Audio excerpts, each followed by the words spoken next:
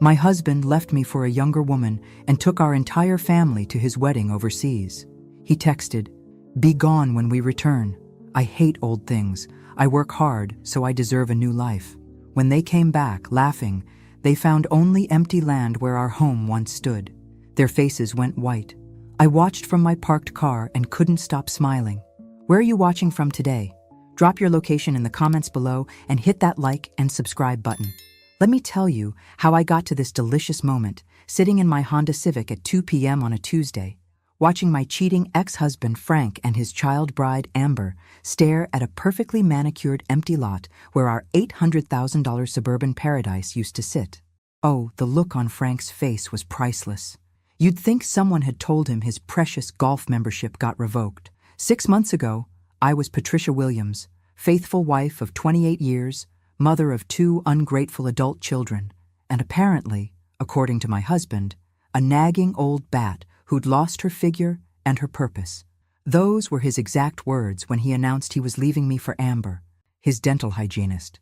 Because nothing says midlife crisis like a 24-year-old with perfect teeth and daddy issues. The whole family supported him, naturally. Our son Jake, 28, and still living off trust fund money, called it Dad's second chance at happiness. Our daughter Sophie, 26, and working as a social media influencer, which means she takes selfies for a living, actually helped plan the destination wedding in Tuscany. "Mom, you have to understand," she'd said, painting her nails while delivering this profound wisdom. "Dad's been unhappy for years. Amber makes him feel young again." I wasn't invited to the wedding, obviously. Frank made that crystal clear when he moved out. "Patricia, I need you gone when we get back. Start fresh somewhere. Maybe Florida, where old people go." He'd actually laughed at his own joke while loading his golf clubs into Amber's pink Jeep. I hate old things. I work hard, so I deserve a new life. But here's what Frank didn't know about his old wife. I'd been planning for this day since the moment I found Amber's thong in his gym bag 3 years ago. See, Frank thought he was clever, but I'd been handling our finances for decades. Every investment, every account, every asset that man thought he owned? Well, let's just say Frank was about to learn the difference between his name being on something and actually owning it. The look on their faces when they pulled into our driveway and found nothing but fresh sod and a for sale sign was worth every penny I'd spent on the demolition crew. But that was just the beginning. Frank's voice carried across the empty lot like a wounded animal. "Patricia!" he screamed, spinning in circles on what used to be our front porch. "What did you do to my house?" I rolled down my window just enough to hear him clearly. This was better than any soap opera I'd ever watched. Amber was clutching his arm, wobbling on her designer heels. Apparently stilettos and grass don't mix well. Who knew? Her bleached hair was whipping around her face in the afternoon breeze, and she looked like she was about to cry. Poor little thing probably thought she was moving into a mansion. "Frank, honey, where's our house?" Amber's voice was that special kind of whiny that could shatter glass. "You said we had a beautiful house with a 3-car garage and a pool." "We did have a house." Frank was red-faced now, that vein in his forehead pulsing the way it used to when he couldn't find the TV remote. "Patricia, I know you're here somewhere. This is my property." Actually, sweetheart, it wasn't. But I wasn't about to interrupt this beautiful breakdown to explain property law. I'd learned so much about legal loopholes in the past 6 months. Amazing what you can accomplish when you have time, money, and a burning desire for justice. My phone buzzed with a text from my divorce attorney, Margaret Chen. "Demolition complete. He can't touch you legally. Enjoy the show." Margaret was 68, sharp as a razor, and had been handling messy divorces for 40 years. When I'd told her my plan, she'd smiled like a shark, spotting blood in the water. Frank was now frantically dialing someone on his phone, probably his lawyer, the poor man who'd thought this was going to be a simple asset split. I'd met him once, a nervous little guy who kept wiping his glasses and saying, "This is highly unusual," every 5 minutes during our meetings. "What do you mean the house was legally sold?" Frank's voice cracked. "I lived there. My name was on the deed. Check again." I almost felt sorry for him. Almost. Then I remembered the night he came home reeking of Amber's vanilla perfume and told me I should consider updating my look because maintenance matters in a marriage. The same man who hadn't seen the inside of a gym since Clinton was president was giving me beauty advice. Amber had started crying now, actual tears ruining her carefully applied makeup. "Frank, I quit my job. I gave up my apartment. You promised me we'd have a beautiful home together." "We will, baby. This is just a misunderstanding." Frank was sweating through his Tommy Bahama shirt, a shirt I'd bought him for Christmas 3 years ago. "Patricia's just being vindictive. We'll fix this." That's when Jake's BMW pulled up. My heart did a little skip, wondering if maybe, just maybe, one of my children would show some concern for their mother. But no. Jake jumped out of his car looking panicked. Not about me, but about the missing house where he'd planned to crash between jobs. "Dad, what the hell happened to the house?" "Your psycho mother happened," Frank spat. And that, right there, was his second mistake. The first was cheating. The second was calling me psycho in front of witnesses. Because I'd been recording this whole beautiful meltdown on my phone, and my lawyer was going to love this footage. "Dad, you can't be serious." Jake was staring at the empty lot, like it might magically sprout a house if he concentrated hard enough. "Where are we supposed to live?" "We'll figure it out, son." Frank was trying to sound calm, but his voice had that high-pitched quality it got when he was trying not to panic. "This is just temporary. Your mother's playing games, but I'll straighten this out legally." Sophie's car pulled up next, her Instagram-famous pink Mustang looking ridiculously out of place next to the suburban emptiness. She climbed out slowly, her phone already recording. Because heaven forbid she experience a family crisis without documenting it for her followers. "Oh, my God." Sophie's voice was breathless.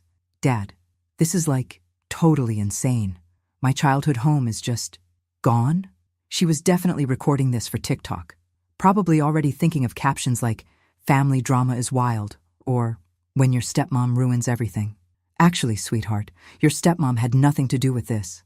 This was all your dear old mom, the one you haven't called in 3 months. "Patricia did this," Frank announced to Sophie like he was delivering breaking news. "She sold our house out from under us while we were at the wedding." "Wait, she can do that?" Amber's voice cracked. "I thought you said everything would be fine. You said we'd work out the divorce stuff later." Oh, this was getting interesting. Frank had told his new wife they'd work out the divorce stuff later. That suggested they hadn't actually gotten married overseas, which would mean Amber had quit her job and given up her apartment to move in with a man who was still legally married to someone else. Poor planning, really. Of course she can't do that.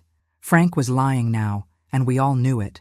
"I'm calling my lawyer right now. This is theft. This is fraud. This is legal," I said, rolling down my window completely and stepping out of my car. They all turned to stare at me like I'd just materialized from thin air. Frank's mouth actually dropped open. Amber took a step backward. Jake looked confused, which wasn't unusual for Jake, and Sophie immediately turned her phone camera toward me. "Hello, family," I said pleasantly, smoothing down my new haircut. I'd gone shorter and blonder, and judging by Frank's expression, it looked good on me. "How was Italy?" "Patricia, what have you done?" Frank's voice was strangled. "I sold my house." I kept my tone conversational, like we were discussing the weather. "Demolished it, actually. The new owners wanted to start fresh with the lot. Can't say I blame them. The previous owner had terrible taste in furniture." "Your house?" Frank's face was turning purple now. "That was our house. We bought it together." "Actually, Frank, we didn't." I pulled out a folder from my purse, the same purse he'd called matronly last Christmas. "See, when you started your affair 3 years ago, I got curious about our finances. Imagine my surprise when I discovered that the house was purchased entirely with inheritance money from my parents. My name was the only one on the original deed." The silence stretched out like a rubber band about to snap. "That's impossible," Frank whispered. "Your name was added later, as a gift, when I thought we had a solid marriage. But gifts can be revoked under certain circumstances. Adultery, for instance." I smiled sweetly at Amber, who was looking increasingly confused and slightly sick. "Frank, what is she talking about?" Amber's voice was small now. That's when I decided to drop the first bomb. "Oh, honey, didn't he tell you? Frank and I are still married." The color drained from Amber's face so fast I thought she might faint. "Still? Married?" "Very married," I confirmed cheerfully. "You see, Frank told everyone you two got married in Italy, but what he didn't mention is that you can't actually get married when you're already married to someone else. That's called bigamy, and it's illegal in most civilized countries. Frank? Amber's voice was barely a whisper. Frank, tell her she's lying. Frank opened and closed his mouth like a fish gasping for air. Sophie had stopped recording and was staring at her father with growing horror. Even Jake, who could usually sleep through a tornado, was looking alert. We were going to... The paperwork got complicated. Frank was stumbling over his words like a drunk man trying to walk a straight line. What paperwork? I asked innocently. The divorce paperwork I never signed? The paperwork your lawyer never sent me? Or maybe you mean the marriage license that doesn't exist because you're already married to me? This was the part I'd been looking forward to for months. You see, Frank had spent so much energy planning his romantic Italian getaway that he'd forgotten about tiny details like actually filing for divorce. He'd assumed I'd just quietly disappear, sign whatever papers he eventually got around to sending me, and let him live his best life. Men like Frank always assume women like me will just roll over and play dead. We're supposed to be grateful for 28 years of marriage to someone who thinks Hooters is fine dining and considers scratching himself in public a form of self-expression.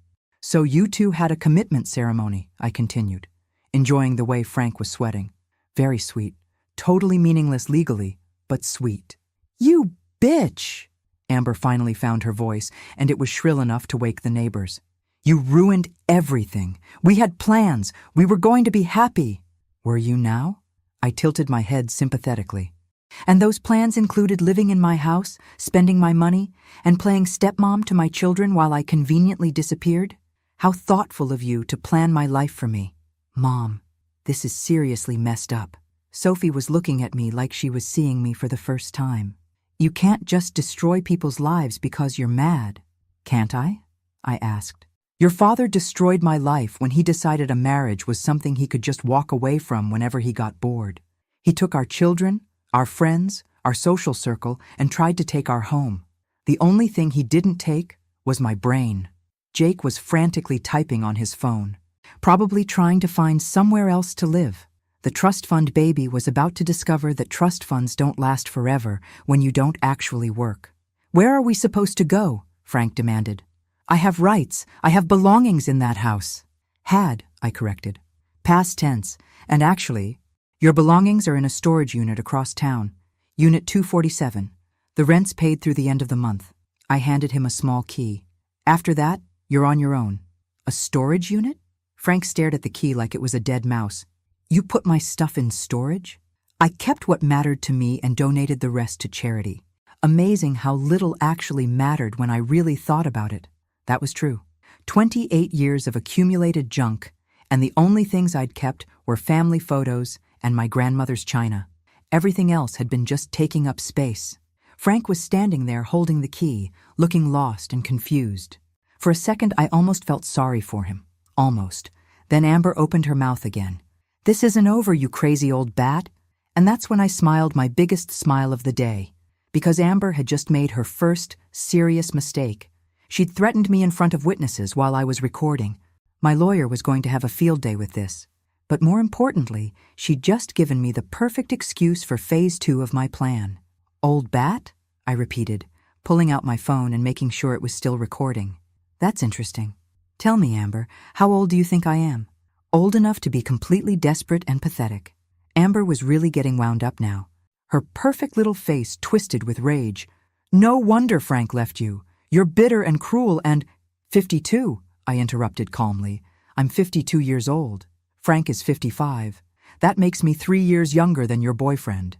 But I suppose when you're 24, everyone over 30 looks ancient. Age is just a number, Amber shot back. But her voice lacked conviction. You're absolutely right, I agreed. Just like bankruptcy is just a word. Frank's head snapped up. What's that supposed to mean? Oh, did I not mention? I checked my watch like I was running late for an appointment. Frank, honey, you remember that business loan you co-signed last year? The one for Jake's brilliant cryptocurrency startup? Jake went very still. Mom, you wouldn't. Wouldn't what? Call in the loan that's 3 months overdue? The loan that you personally guaranteed with your father's signature? I looked at Frank with mock concern. You did read the paperwork before you signed it, didn't you? Frank's face had gone from red to white to a sickly green color. "Jake, you said that was just a formality. You said the business was guaranteed to succeed." "It was," Jake protested. "The market just shifted. Crypto is volatile. I can turn it around." "I'm sure you can," I said sweetly. "But the loan company doesn't seem to think so. They've been very patient, but patience has limits, as does my willingness to cover for family members who think I'm just an old bat they can walk all over." Sophie was staring at me like I'd grown a second head. "Mom, what are you saying?" "I'm saying that I've been covering Jake's loan payments for 3 months, hoping he'd figure out how to be responsible.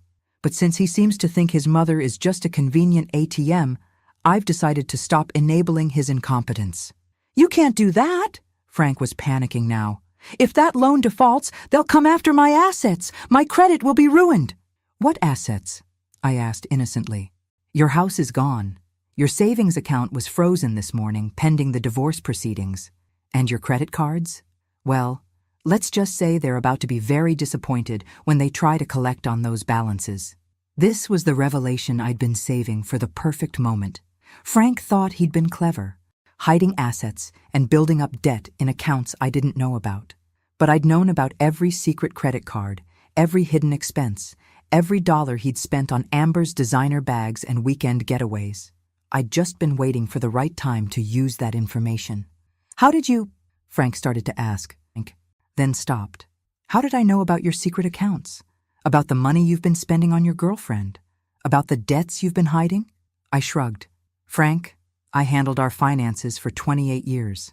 Did you really think I wouldn't notice when you started acting like a teenager with a stolen credit card?" Amber was looking between Frank and me with growing alarm. "Frank, what is she talking about? What money? What debts?"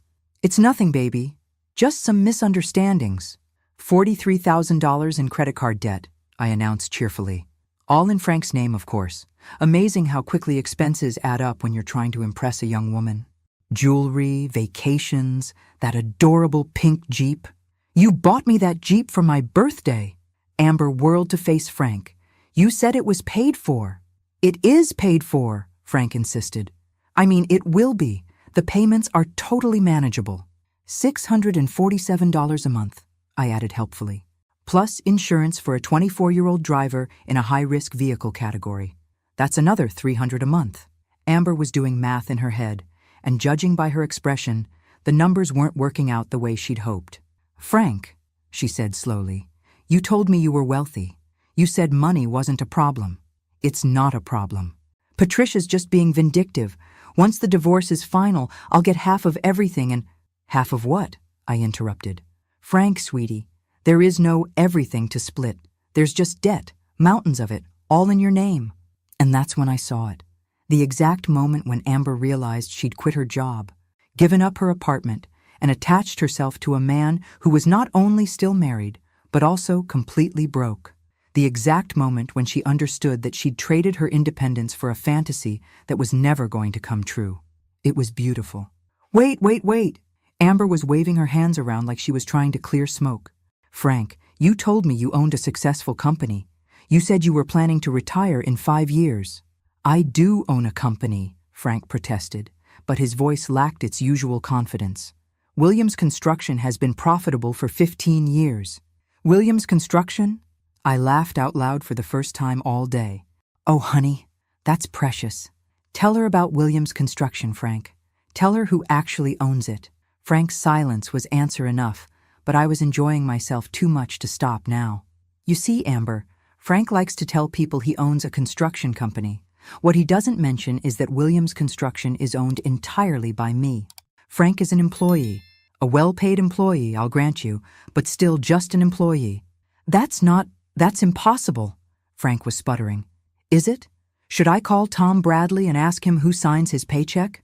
Tom was Frank's foreman, a good man who'd been running the actual operations for years while Frank played golf and told people he was a business owner. Or maybe we should ask the IRS. Since I've been filing the business taxes for 15 years, this was my favorite part of the whole plan. Frank had spent so many years taking credit for my work, for my money, for my decisions, that he'd actually started believing his own lies. He really thought he owned the company, even though every legal document clearly showed my name as sole proprietor. "But I built that company," Frank shouted. "I worked 60 hours a week for years." "You worked for me," I corrected, "and you were paid very well for your work. But owning a business? That requires paperwork, Frank. Legal paperwork. The kind I handle because you hate boring stuff like contracts and tax forms." Sophie was recording again. But this time, she looked confused rather than excited. "Mom, are you saying Dad doesn't actually own anything?" "That's exactly what I'm saying. Your father has been living off my money in my house, working for my company, and spending my credit for years. The only things he actually owns are his golf clubs and that ridiculous Tommy Bahama shirt collection." "She's lying." Frank turned to Jake desperately. "Son, you know I'm successful. You've seen the company trucks, the job sites." "I've seen Mom's company trucks," Jake said slowly, and I could almost see the pieces clicking into place in his head. "Mom's the one who taught me about business licenses and tax law. Mom's the one who showed me how to read financial statements." Poor Jake. Not the brightest bulb in the chandelier, but at least he was starting to understand the situation. "This is insane," Amber declared. "I'm calling my mother. I'm going home." "That might be a problem," Frank said quietly. "What do you mean?" "You said you gave up your apartment. Because you said we were getting married. Because you said we'd live in your beautiful house." Amber was getting hysterical now, her voice climbing toward a frequency that probably annoyed dogs 3 blocks away. "We can figure this out," Frank insisted. But even he didn't sound convinced anymore. "Figure what out?" I asked pleasantly. "Frank, you have no house, no money, no assets, and a mountain of debt. Amber has no job, no apartment, and apparently no legal relationship with you despite what she thought was a wedding. Jake has a failed business and a loan he can't pay back. Sophie has, actually Sophie has her influencer career, so she's probably fine." "Thanks, Mom," Sophie muttered. "You're welcome, sweetheart." I looked around the group, all of them staring at me like I was some kind of alien life form. "This has been fun, but I have an appointment with my lawyer in an hour. We're finalizing the divorce papers and discussing the restraining order." "Restraining order?" Frank's voice cracked. "Oh, yes. You see, when you sent me that text telling me to be gone when you returned, and when you called me a nagging old bat in front of witnesses, and when your girlfriend here called me a crazy old bat and said, 'This isn't over,' well, that constitutes harassment, possibly threatening behavior." Amber had gone very quiet. Smart girl. Unfortunately for her, it was too late for quiet. "Margaret thinks we have an excellent case for a restraining order that would prevent any of you from contacting me, coming within 500 feet of my new residence, or attempting to interfere with my business operations." "Your new residence?" Frank asked weakly. I smiled and pulled out my car keys. Did I not mention? I bought a lovely condo downtown. Cash purchase, of course. Gated community, excellent security, and absolutely no space for ungrateful children or cheating husbands. That's when I delivered the final blow of Phase 2. "Oh, and Frank, you might want to check your email. The divorce papers were filed this morning. Since you never responded to any of the previous notifications, and since you've been committing adultery for 3 years, this is going to be what's called an uncontested divorce. I get everything, you get nothing, and your girlfriend gets to learn what it's like to date a broke, homeless, middle-aged man with terrible credit." I climbed back into my Honda Civic and started the engine, rolling down the window one more time. "Have a wonderful day, everyone. And remember, I work hard too, so I deserve my new life." As I drove away, I could see them in my rearview mirror, standing on the empty lot like survivors of some natural disaster, trying to figure out what had just hit them. But I wasn't done with them yet. Phase 3 was going to be even better. 3 weeks later, I was sitting in my new downtown condo, sipping wine on my balcony overlooking the city lights, when my phone started ringing. The caller ID showed Jake's number, and I actually debated whether to answer. But curiosity got the better of me. "Hello, Jake." "Mom, we need to talk." His voice sounded different. Tired. Defeated, maybe. "Can I come over?" "I'm sorry, but that's not possible. There's a restraining order. Remember? You'd have to stay 500 feet away from my building." "Mom, please. I know we screwed up. I know Dad screwed up. But this is getting out of hand." I took another sip of wine. Through my floor-to-ceiling windows, I could see the city sparkling below me like a jewelry box. My new life was beautiful, quiet, and completely mine. What exactly is getting out of hand, Jake? Everything. Dad sleeping in his car. Amber moved back in with her parents and won't take his calls. Sophie's pretending this whole thing never happened, but she's getting dragged on social media because someone posted video of the empty lot thing. How unfortunate. I didn't feel even a little bit sorry for any of them.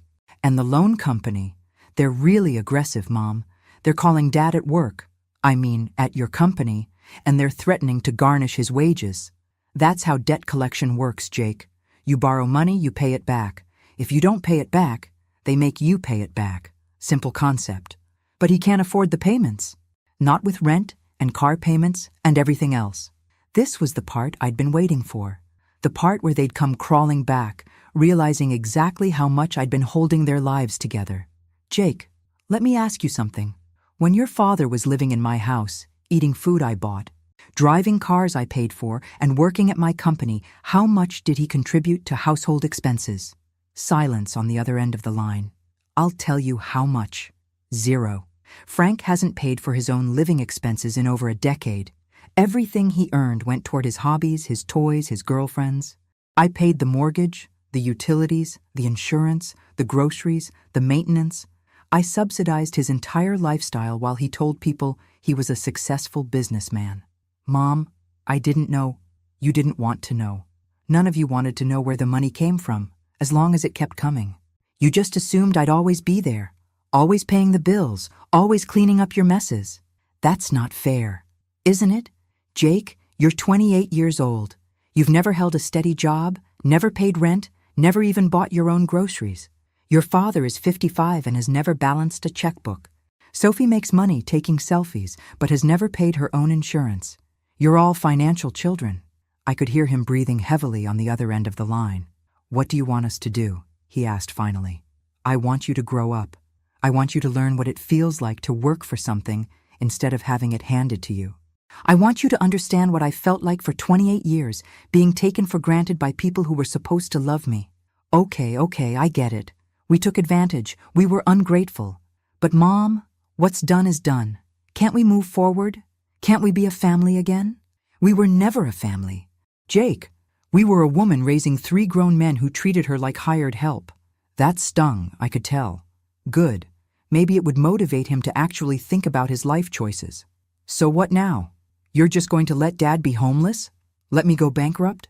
Jake, I'm not letting anything happen. You're adults making adult choices and facing adult consequences. This is called real life. But you could help us. You have the money. The company's doing well. And there it was. The real reason for the call. They weren't sorry for how they'd treated me. They weren't interested in making amends or rebuilding our relationship. They just wanted me to fix their problems and write them another check. You're right, I said calmly. I do have money, and the company is doing very well. Tom Bradley is an excellent foreman, and without your father there to interfere with operations, we're actually more efficient than we've ever been. Wait, what do you mean, without Dad there?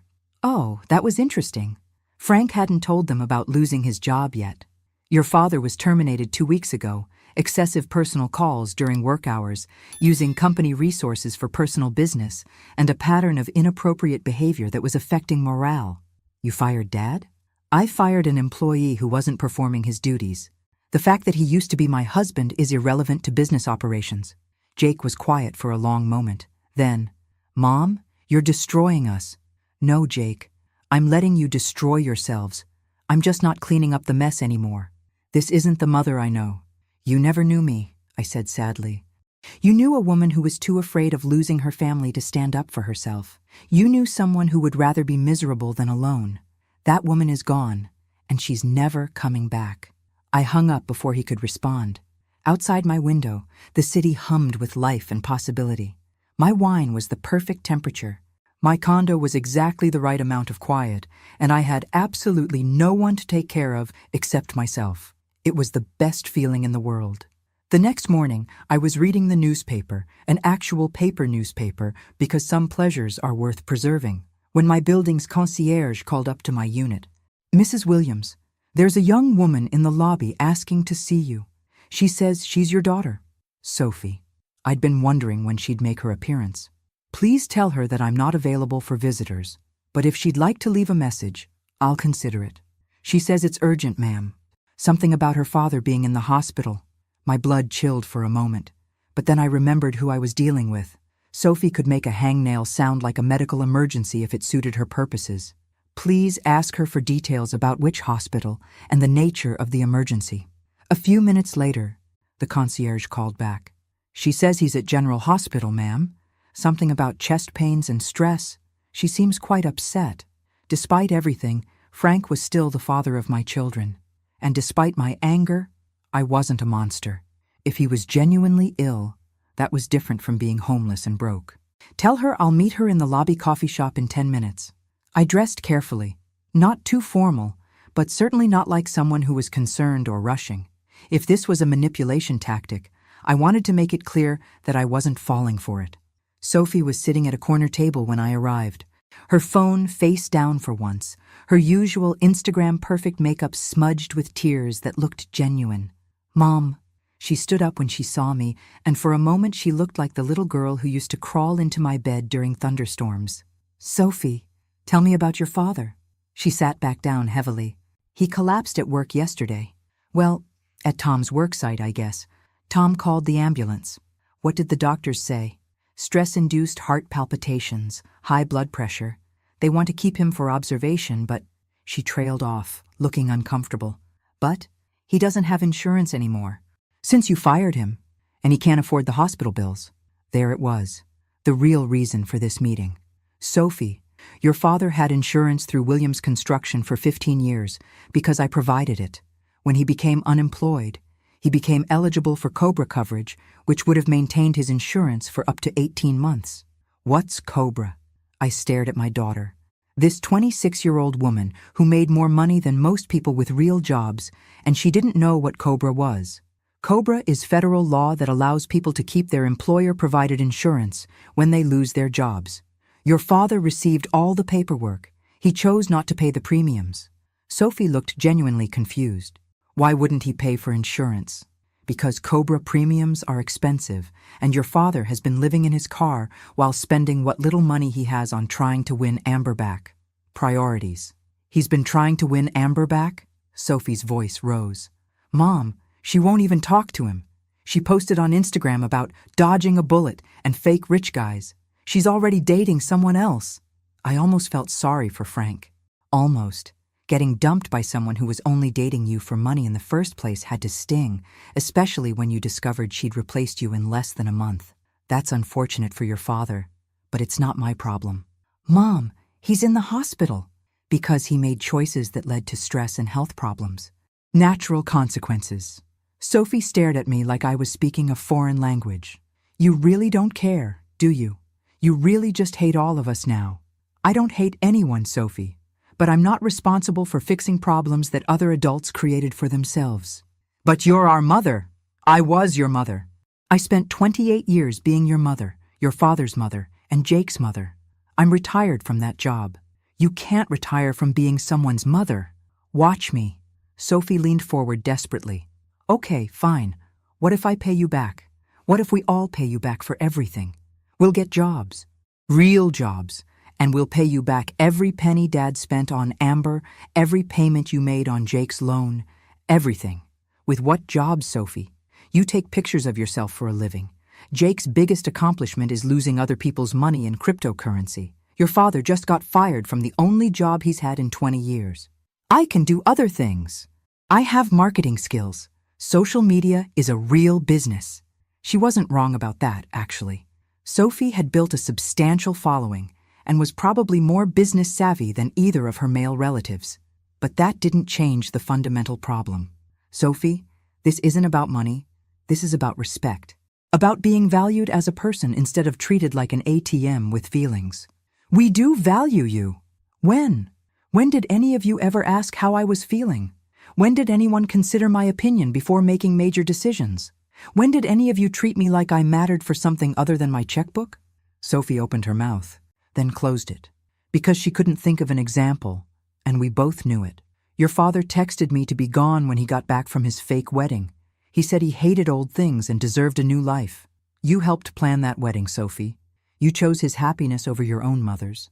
I thought you'd be fine. You're always fine. You always figure things out. I was fine. I figured it out. I figured out how to be happy without people who didn't want me around. Sophie was crying again, and this time I suspected the tears were for herself rather than her father. So that's it? You're just going to let Dad die in the hospital and let Jake go bankrupt and never speak to any of us again? Your father isn't dying, Sophie. He's having anxiety attacks because his irresponsible lifestyle finally caught up with him. Jake isn't going bankrupt because of me. He's going bankrupt because he borrowed money for a stupid business plan and then spent the money on toys instead of building the business. I stood up to leave, but Sophie grabbed my wrist. Mom, please, I'm begging you. Help us one more time. I promise things will be different. I looked down at her hand on my wrist, then back at her face. Sophie, you want to know what different looks like? I gently removed her hand. Different is when your father starts paying his own bills. Different is when Jake gets a job that doesn't involve asking other people for money. Different is when you call me just to talk. Not because you need something. But what if we did those things? Would you forgive us? Forgiveness and trust are different things, sweetheart. And trust has to be earned. I walked away, leaving her sitting in the coffee shop with her tears and her phone and her sudden understanding that actions have consequences, even when you're young and pretty and used to getting your way. But as I rode the elevator back up to my condo, I couldn't shake the image of Frank in a hospital bed, alone and scared. Because despite everything, some part of me still remembered the man I'd fallen in love with 30 years ago. That was the part I'd have to be most careful about. The part that might still be vulnerable to manipulation. The part that might still want to save people who didn't want to save themselves. That was the part that could ruin everything. 2 days later, Margaret Chen called me with news that changed everything. Patricia, we need to meet immediately. Something's come up in the divorce proceedings that you need to know about. An hour later, I was sitting in her office, watching her spread documents across her desk with the efficiency of a car dealer in Vegas. Frank's been busy, she said without preamble. Busier than we thought. What do you mean? Margaret handed me a thick folder. He filed a counter-petition for the divorce. Claims you've been hiding assets, manipulating finances, and that the demolition of the house was destruction of marital property. He's asking for half of everything, including the business. I laughed out loud. He has no case. The house was legally mine, the business is legally mine, and I have documentation for every financial transaction. That's what I thought too. Until this. Margaret pulled out another document, this one with an official seal. Frank hired an investigator. A good one. My blood went cold. What kind of investigator? The kind that found out about the trust. The trust. I'd forgotten about the trust. Patricia, why didn't you tell me about the Williams Family Trust established in 1998? The one that technically owns 40% of your business assets? My hands were shaking as I reached for the document. There it was, in black and white, the trust I'd set up 25 years ago when Jake was born, designed to protect our family's assets and provide tax advantages. The trust that named Frank as co-trustee. I'd forgotten, I whispered. We never used it. It was just sitting there, inactive. It's not inactive anymore. Frank filed papers yesterday claiming his rights as co-trustee to access trust assets. If a judge agrees that the trust is legitimate and that Frank has rights to those assets, he could take 40% of my business. He could take 40% of everything that was purchased or improved using business profits over the past 25 years. Your condo, your savings, your retirement accounts. I felt like I was falling down a very deep hole. Can he do that? Legally? That's what we're going to find out. His lawyer is good, Patricia. Better than I expected. This isn't the simple divorce I thought we were handling. I spent the rest of the day in Margaret's office, going through every document, every contract, every financial record. By evening, the picture was clear and terrifying. Frank might actually win. If the trust was valid, and it looked like it was, and if Frank's rights as co-trustee were upheld, and they might be, then everything I'd worked for, everything I'd built, everything I thought was safely mine could be split right down the middle. There has to be something, I said for the 10th time. Some loophole, some technicality. Patricia, I've been doing this for 40 years. Sometimes bad people win. Sometimes good people lose. Sometimes the law doesn't care about justice. That night I sat in my beautiful condo, looking out at my beautiful view, and realized that I might lose it all. Frank, sleeping in his car and having panic attacks, might end up with half of everything I'd worked for. The irony was spectacular. In trying to punish him for taking me for granted, I'd reminded him that I was worth taking seriously. In trying to show him how much he needed me, I'd shown him exactly how much I was worth. My phone rang. Frank's number. I almost didn't answer, but something made me pick up. Patricia. His voice sounded different, stronger, more confident than it had been in weeks. What do you want, Frank? I want to make a deal. What kind of deal? I drop the trust claim, you drop the restraining order and the divorce proceedings. We go back to being married, and we pretend none of this ever happened. Absolutely not. Think about it, Patricia. You give me another chance, and I give you back your money. I stay with you, and you stay rich. Win-win. Frank, you cheated on me. You humiliated me. You tried to steal my house and my business. You told me I was old and worthless. I made mistakes. I was going through a midlife crisis. It happens to everyone. It doesn't happen to everyone. It happens to selfish people who think their feelings matter more than other people's lives. Patricia, be practical. If this goes to court, you could lose millions. Millions. Is your pride really worth that much? That's when I realized something that changed everything. Frank wasn't calling from a position of weakness. He was calling from a position of strength because he thought he held all the cards. He thought I'd be so terrified of losing my money that I'd take him back just to keep it. He thought I was still the same frightened woman who'd rather be miserable than alone. He thought wrong. Frank, I said calmly, let me ask you something. How much do you think I'm worth? What do you mean? My net worth. How much do you think I have? I don't know. A few million, maybe? Try again. Silence on the other end of the line.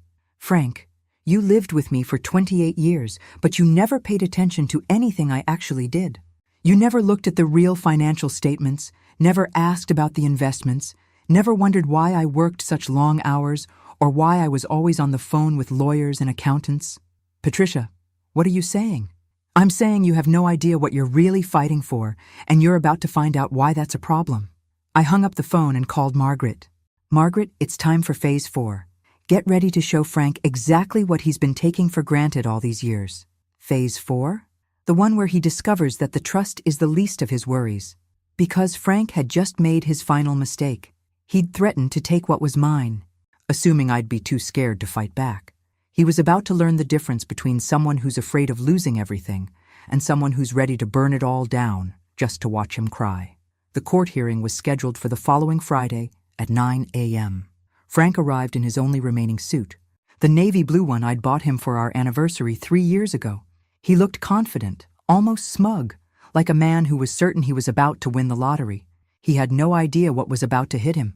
Margaret and I took our seats across from Frank and his lawyer, a sharp-eyed man named David Parker, who'd built his reputation on complex financial cases. Parker had clearly done his homework, and I could see the thick folder of documents he'd prepared.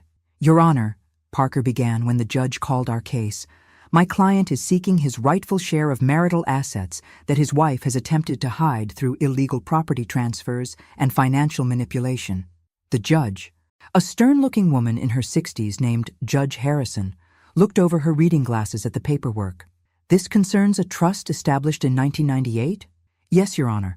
The Williams Family Trust, which my client co-established with his wife, and which gives him equal rights to trust assets valued at approximately $4 million. Frank was practically glowing. $4 million was more money than he'd ever imagined having access to. Judge Harrison turned to Margaret. Counselor, how does your client respond to these claims? Margaret stood slowly, and I caught the slight smile playing at the corners of her mouth. Your Honor, Mrs. Williams does not dispute the existence of the trust. However, she would like to present evidence regarding the full scope of marital assets that Mr. Williams is claiming. Proceed. Margaret opened her own folder and pulled out a single sheet of paper. Your Honor, Mr. Williams has based his claim on the assumption that the Williams Family Trust represents the majority of his wife's assets. However, he has been operating with incomplete information. She handed copies of the document to the judge, to Parker, and to Frank. Frank's face went white as he read it. Your Honor, Margaret continued, Mrs. Williams's total net worth is not $4 million, as Mr. Williams believed. According to this certified financial statement prepared by the accounting firm of Bradley, Thompson & Associates, Mrs. Williams's current net worth is approximately $47 million. The courtroom was dead silent. Frank's mouth was hanging open like a broken gate. The Williams Family Trust represents less than 10% of Mrs. Williams' total assets. The majority of her wealth comes from real estate investments, stock portfolios, and business ventures that were purchased and developed using her inheritance money, not marital assets. Judge Harrison was reading the financial statement with raised eyebrows. Mrs. Williams, is this accurate? I stood up. Yes, Your Honor. My husband lived with me for 28 years, but he never took an interest in our finances beyond spending money. He has no idea what I've been building during our marriage. Furthermore, Margaret continued, Mrs. Williams would like to present evidence that Mr. Williams has been systematically stealing from marital accounts for the purpose of conducting an extramarital affair. She handed over another folder, this one thick with credit card statements, bank records, and receipts. Over the past 3 years, Mr. Williams has spent approximately $127,000 of marital funds on gifts, travel, and expenses related to his relationship with Ms. Amber Collins. This represents embezzlement of marital assets. Frank's lawyer was frantically whispering in his ear, but Frank looked like he was about to be sick. Your Honor, Margaret said, delivering the final blow, Mrs. Williams is prepared to offer Mr. Williams a settlement. What kind of settlement? Mr. Williams may keep his personal belongings, his car, and receive a one-time payment of $50,000 in exchange for relinquishing all claims to marital property, business assets, and trust funds. In addition, he will be required to repay the $127,000 he embezzled, either in cash or through wage garnishment over a period not to exceed 10 years. Frank was shaking now. Patricia, you can't be serious. I looked at him directly for the first time that day. Frank, you wanted a new life. This is your new life. You can accept the settlement and walk away with $50,000, which is more than you deserve. Or you can fight it and walk away with nothing except a criminal charge for embezzlement. Embezzlement? Frank's voice cracked. You can't prove that? Margaret handed the judge another document. Actually, Your Honor, we can. Mr. Williams used marital credit cards to purchase gifts for his mistress, charged vacation expenses to joint accounts, and withdrew cash from business accounts for personal use. All of this is documented. Judge Harrison had seen enough. Mr. Williams, I suggest you consider this settlement very carefully. Based on the evidence presented, your wife has grounds for criminal charges that would leave you with far less than $50,000. Frank looked at his lawyer desperately, but Parker was shaking his head. Your Honor, Frank said quietly, I'd like to request a recess to consider the settlement. You have 15 minutes. In the hallway, Frank approached me with tears in his eyes. Patricia, I had no idea. About the money, about how much you'd built, You never meant to get caught, I corrected. Frank, you spent our entire marriage treating me like hired help while I was building an empire. You thought I was just some dependent housewife you could discard when you got bored. I was stupid. I was selfish. Can't we work this out? Can't we try again? I looked at this man I'd once loved. This man who'd shared my bed for 28 years and felt absolutely nothing. Frank, take the settlement. Use the $50,000 to start over. Get a job, find an apartment, learn how to be responsible for yourself. Maybe someday you'll understand what you threw away. And if I don't take the settlement, then I'll file criminal charges, and you'll spend the next few years in prison for embezzlement. Your choice. Frank signed the papers 10 minutes later. As I walked out of the courthouse, Margaret shook my hand. That was the most satisfying case I've handled in years. How does it feel to be free? I looked up at the afternoon sky, breathed in the cool autumn air, and smiled. It feels like winning. 6 months later, I was sitting on the beach behind my new house, not a condo, but an actual house with a yard and a garden and enough space for the life I was building, when my phone rang. It was Sophie. Mom, I got a job, a real job. Marketing coordinator for a local business. I wanted you to know. That's wonderful, Sophie. How do you like it?